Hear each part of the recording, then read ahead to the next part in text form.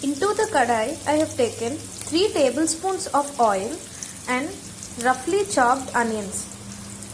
See, you can see they are frying well. Do not make it brown. Now in this stage, we will add the bitter gourd seeds.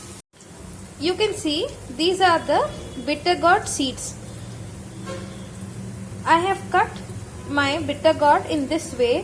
Whatever the portion that is inside the bitter gourd, I have removed like this. Now these are the seeds. Now I am going to fry them along with the onions.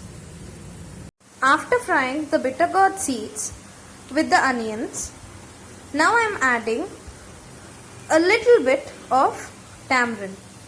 This is seedless tamarind. A small piece of tamarind. Now mix the tamarind along with the onions. Now after frying the tamarind along with the seeds and onions, I am going to add a small garlic pod which consists of 10 garlic pods. I didn't remove the peel. Now fry them along with it. After frying them, I added 1 teaspoon of cumin seeds and half a teaspoon of coriander seeds. Now mix them well. Into this, I have added 1 tablespoon of turmeric powder and 2 tablespoons of salt. Here you require somewhat more amount of salt because of the sourness of the seeds and also the tanginess of the tamarind.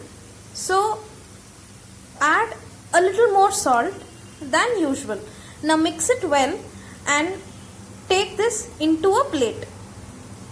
Now into the tempering pan, I have added 1 teaspoon of chana dal and 1.5 teaspoon of urad dal. Now we will fry this urad dal and chana dal until the urad dal gets somewhat light goldish color. Okay. After frying them, we will add into our seeds mixture. You can see this is how you need to fry the urad dal and chana dal. Now into this we will add 3 tablespoons of chili powder. Now you can see I have added chili powder and gave it a good mix. Now allow it to cool, and once it is cooled, make it into a fine paste without adding water. Now once again pour some oil into the saucepan. It is about 2 tablespoons, and once the oil gets hot, add in the bitter gourd. Now fry the bitter gourd until you see a small crispiness in it. Now you can see our bitter gourd got fried well.